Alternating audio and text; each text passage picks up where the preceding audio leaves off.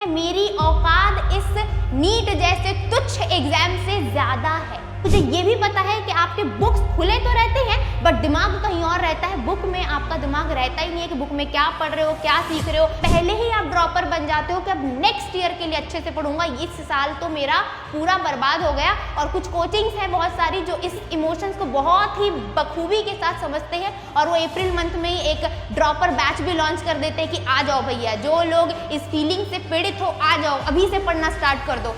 Hello everyone, myself Anjali Singh, your NEET chemistry educator. जब आखिरी का महीना होता है ना तो बेसिकली बच्चे बहुत ज्यादा नेगेटिव हो जाते हैं। भले उन्होंने साल भर से पढ़ाई की हो, स्टिल वो आखिर के महीने में बस उनके दिमाग में एक ही चीज आकर स्टक हो जाती है कि मैम मेरा नीट क्रैक होगा या नहीं होगा। आप हर दिन का आप मुझे बताना कितना टाइम आप डेली का प्रोडक्टिव सिर्फ पढ़ाई में लगाते हो और कितना टाइम सिर्फ डरने में, ओवर थिंकिंग में। आपकी मैं नहीं कह रही, आप मेहनत करना चाहते हो, मुझे ये भी पता है कि आपके बुक्स खुले तो रहते हैं बट दिमाग कहीं और रहता है। बुक में आपका दिमाग रहता ही नहीं है कि बुक में क्या पढ़ रहे हो, क्या सीख रहे हो, क्या समझ रहे हो, लेकिन दिमाग कहीं और रहता है कि मेरा नीट क्रैक होगा या नहीं होगा। मैं अपने पर्सनल एक्सपीरियंस से बोल रही हूँ। बहुत सारे बच्चे तो 15-20 दिन पहले ही हार मान जाते हैं। वो ये सोचने लगते हैं कि अब तो मेरा नीट कुछ होने से रहा, 20 दिन ही बचे हैं, कुछ तो कर पाऊंगा नहीं, एक काम करता हूं, अब इस साल का छोड़ देता हूं, इस साल जो हुआ सो हुआ, अब नेक्स्ट ईयर के लिए प्रिपरेशन करता हूं। भाई एग्जाम देने से पहले आप लोग अपने रिजल्ट को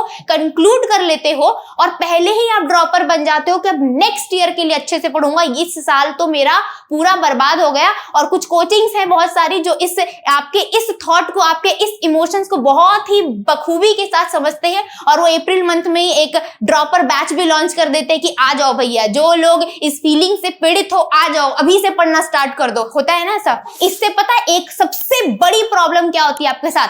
आप जो फियर में, ये जो फियर का माहौल है उसको फेस करना सीखते ही नहीं हो कभी। आप इस जो पैनिक का माहौल है, भाई सबको डर लग रहा है। आपको पता है जिसका AIR1 आने वाला है ना इस बार नीट में, वो भी डर रहा है कि क्या होगा मेरा, कितने नंबर बनेंगे मेरे। लेकिन उसमें और एक जो बच्चा जो ड्रॉपर बनने वाला है उसमें एक ही अंतर है कि वो उस प्रेशर, उस फियर में भी लगा हुआ है कि भैया नो मैटर जो हो मैं लगा रहूंगा। आपको अपने फियर से फेस करना पड़ेगा। आपको खुद को बोलना पड़ेगा कि मैं, मेरी औकात इस नीट जैसे तुच्छ एग्जाम से ज्यादा है। आपको बोलना पड़ेगा। मैं नहीं कह रही नीट बहुत बड़ा एग्जाम है, बट आपको ये फील कराना पड़ेगा कि आपकी जो औकात है, आपकी जो वर्थ है इस नीट से कई गुना ज्यादा है और आप फियरलेस होके खड़े रह सकते हो।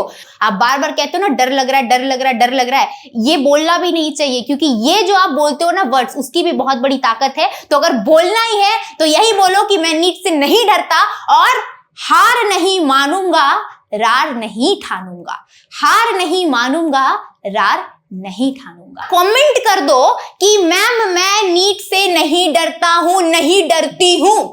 ठीक है, and that's it for the video. And जाते के साथ जो बच्चे अभी भी कंफ्यूज है कि ठीक है मैम हम पढ़ाई तो कर लेंगे बट इस 15 दिन में हम क्या पढ़े, क्या नहीं पढ़े, कहां से पढ़े, कैसे पढ़े, कुछ समझ में नहीं आ रहा है, तो उन बच्चों के लिए बोलूंगी हमारी NTA PYQ सीरीज है, complete series for physics and chemistry. इस आखिर के 15 दिन में जो सबसे ज्यादा रिलेवेंट चीजें हो सकती है वो सिर्फ PYQs करना हो सकता है। और ऐसा नहीं कि अरे मैम आपने अपना कोर्स प्रमोशन, भाई मैं जानती हूँ मैंने कैसे पढ़ाया है और आयुष सर ने कैसे पढ़ाया है। हमने एक एक क्वेश्चन को इतनी डिटेल एक्सप्लेन करा है कि अगर किसी बच्चे को लेट से वो चैप्टर ना भी आता हो ना, स्टिल वो कॉन्सेप्ट वहीं पर सीख लेगा और वहीं पर वो क्वेश्चन कर डालेगा।